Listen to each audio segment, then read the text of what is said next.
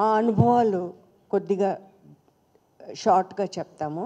మేమేమో అనుభవించాము, ఏం చేశామని చెప్పి. ఇప్పుడు ఆయన అన్నట్టుగా మా నాన్నగారు మొత్తం తాతగారితోనే ఉండేవారు. 10th వరకే చదువుకున్నారు మా నాన్న. చదువుకున్న తర్వాత మొత్తం తాతగారితోని దీంట్లో ఆయన చేసిన ఉప్పు సత్యాగ్రహం కానీ వీటి కానీ అన్నిట్లో కూడాను పాల్గొనేవారు అనమాట. హీ గాట్ ఇన్ఫ్లుయెన్స్డ్ అనమాట ఆ విధంగా.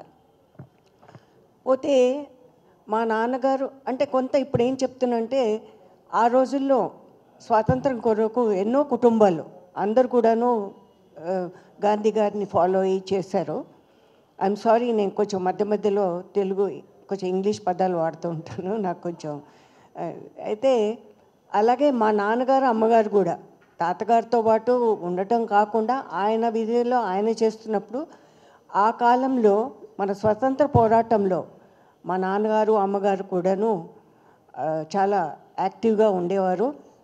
ఆ రోజుల్లో వాళ్ళిద్దరు కూడాను ఒక దగ్గర నుంచి ఒక దగ్గరికి సమాచారం అందించేవారు, ఆ పని చేసేవారు అనమాట. అంటే ఆ రోజుల్లో హోల్డాల్స్ ఉండేవి, మీకు తెలిసి ఉండదు, చాలామంది చిన్నవాళ్ళు ఉన్నారు. హోల్డాల్ ఎక్కడికన్నా పోతే హోల్డాల్లోని బట్టలన్నీ పెట్టుకొని చుట్టుకొని తీసుకుపోతారు. అది ఆ హోల్డాల్లో ఆ లెటర్స్ అవి ఏవైతే ఉన్నాయో అవన్నీ కూడా దానిలో కుట్టేసి హస్బెండ్ అండ్ వైఫ్ లాగా వాళ్ళిద్దరూ కుటుంబదీలాగా ఎవరికి అనుమానం రాకుండా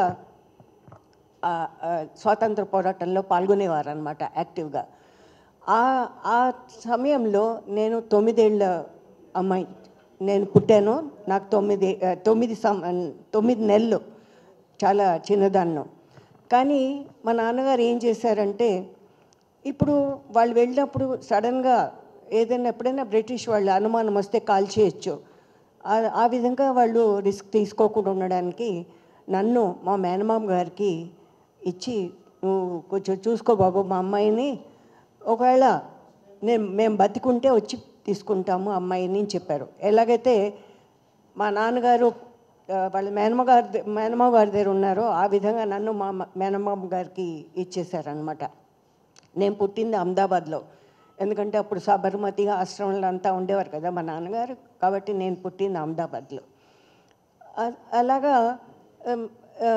నడిచింది. మా నాన్నగారు ఫస్ట్ మా మేనమామ ఇక్కడ DBR మిల్స్లో మేనేజర్ ఉండేవాళ్ళు, తర్వాత బాంబేలో మిల్స్లో మేనేజరు, తర్వాత లాస్ట్కి భివానీలో బిర్లా టెక్స్టైల్ మిల్స్లో ప్రిన్సిపల్గా జాబ్ వచ్చింది, వెళ్ళారు. కాబట్టి నేను మా నాన్నగారి దగ్గర చిన్నప్పుడు అంతా పెరగలేదు, ఇలాగే ఆయన దగ్గరే ఉన్నాను. 1950లో ఆయన జాబ్లో ఉన్నప్పుడే హార్ట్ అటాక్తో చనిపోయాక, అప్పటికి మా నాన్నగారు మనకు స్వాతంత్రం వచ్చేసిన తర్వాత ఆయన ఇంకా గొల్లప్రోల్లో ఆయన ఒకరి దగ్గర అంటే ఎండుమిరపకాయలు చింతపండు వాటి ఆర్డర్స్ తెచ్చే జాబ్ తీసుకొని గొల్లప్రోల్ పిఠాపురం దగ్గర ఉండేది, అక్కడ ఉన్నారనమాట. అక్కడ ఉన్నప్పుడే మా మేనమామ చనిపోయినాక ఇంకా మా మేనత్తను నన్ను పిలుచుకొని గొల్లప్రోల్కి వచ్చేసారనమాట. అలాగా నా జీవితం జరిగింది. నేను ఎందుకు చెప్తున్నానంటే, ఇలాగ ఎన్నో కుటుంబాలు స్వాతంత్ర పోరాటంలో ఉన్నవాళ్ళు, వాళ్ళ పిల్లలు వాళ్ళు ఎలాగా వాళ్ళ జీవితం గడిచిందో చెప్పడానికే ఇది బ్రీఫ్గా చెప్తున్నాను. మా చెల్లెలైతే తర్వాత పుట్టింది, మన స్వాతంత్రం వచ్చిన తర్వాత, కాబట్టి మా అమ్మ నాన్నగారి దగ్గరే పెరిగింది. సో గొల్లప్రోల్కి వెళ్ళాక నాకు అప్పుడు తెలుగు మాట్లాడడమే ఇంట్లో, కానీ తెలుగు అసలు రాదు నాకు. ఒక సంవత్సరం ఇంట్లో కూర్చోబెట్టి నాకు ఇంకా జ్ఞాపకం, మా తెలుగు మాస్టర్ని పెట్టి తెలుగు నేర్పించారు, అక్కడ ఉన్నాను అన్నమాట. ఆ టైంలోనే అంటే తాతగారు గొల్లప్రోల్కి పొడిచినాలుగా తాతగారు వచ్చి వెళ్తూ ఉండేవారు. తర్వాత లాస్ట్కి ఆయన 52లో సత్యాగ్రహం చేసే ముందు వచ్చారు, నాకు బాగా జ్ఞాపకము. ఎందుకంటే నేను గొల్లప్రోల్కి వచ్చేసాను కదా, కాబట్టి తాతగారు వచ్చినప్పుడు నేను కలుస్తూ ఉండేదాన్ని. అయితే నేను పెరిగింది అంటే ఆయన ప్రిన్సిపల్ దగ్గర, కాబట్టి ఆయన సూటు బూటు వేసుకునేవారు.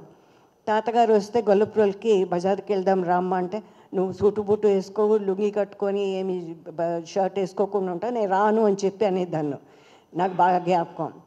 సో అలాగా తాతగారితో గడిచేదనమాట టైము.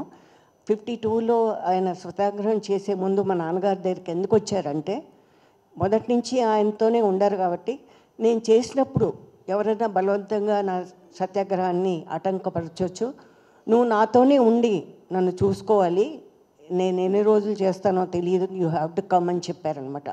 అప్పుడు మా నాన్నగారు జాబ్ అంతా వదిలేసి, ఎలాగైతే స్వాతంత్ర పోరాటంలో ఏం లేకుండా తిరిగారో అదేవిధంగా మా అమ్మ, నాన్న, మా చెల్లి ముగ్గురు కూడాను తాతగారితో మెడ్రాస్కి వచ్చి అక్కడ ఆయనతోనే ఉన్నారనమాట. ఇంకా నన్ను చిన్నదాన్ని ఇంకా అప్పుడే చదువుకుంటున్నా, నా చదువు పాడు కాకూడదని చెప్పి రాజమండ్రిలో మాకు రిలేటివ్స్ ఇంట్లో నన్ను అక్కడ వదిలేసి వెళ్ళారు. సో 52లో తాతగారు చనిపోయినప్పుడు అక్కడే ఉన్నాను నేను. లాస్ట్ డేస్ నేను అదే చూడలేకపోయాను, because I'm not suppose to go, నన్ను పిలిచికెళ్ళలేదు అక్కడికి. సో ఇలా జరిగింది అది. సో ఇది తాతగారితో ఉన్న నా సంబంధం.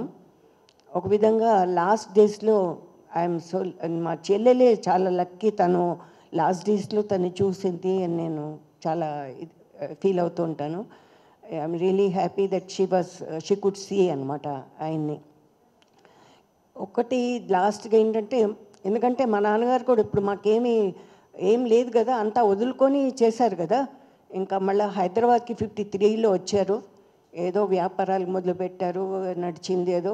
ఒకటే చెప్పేవారు మా నాన్నగారు, నేను మీకు చదువు ఇవ్వగలను, కష్టపడతాను, మీకు ఆస్తులు ఏమి ఇవ్వలేను, యూ హ్యావ్ టు స్టడీ అని చెప్పారు.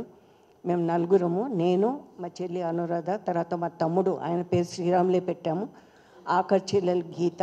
సో మేము నలుగురం అనమాట. మేము లక్కీగా మేము అందరం బాగానే చదువుకున్నాము. సో ఈ విధంగా సెటిల్ అయ్యాము, అంతేగాని ఆస్తులు ఏదో కోట్ల కొద్దీ అవన్నీ లేవు. We are happy with whatever it is. But ఒకటి, అలాంటి కుటుంబంలో పుట్టాము.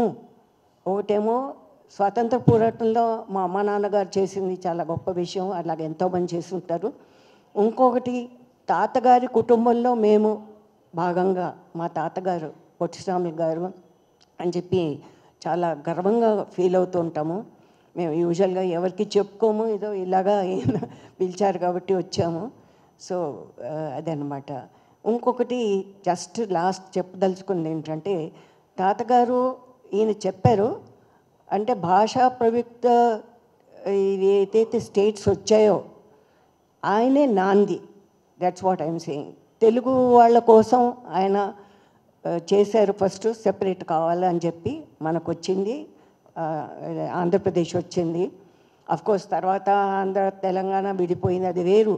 ఆ రోజుల్లో ఆయన తెలంగాణ లేదు, ఆంధ్ర లేదు, ఆంధ్రుల కోసం చేశారు. So whatever it is, ఎవరెక్కడున్నా whatever it is, state form అయింది. అండ్ దెన్ నెక్స్ట్ ఏంటంటే, దానివల్ల ఈయన చెప్పినట్టు అన్ని భాషా ప్రయుక్త రాష్ట్రాలు ఏర్పడ్డాయి.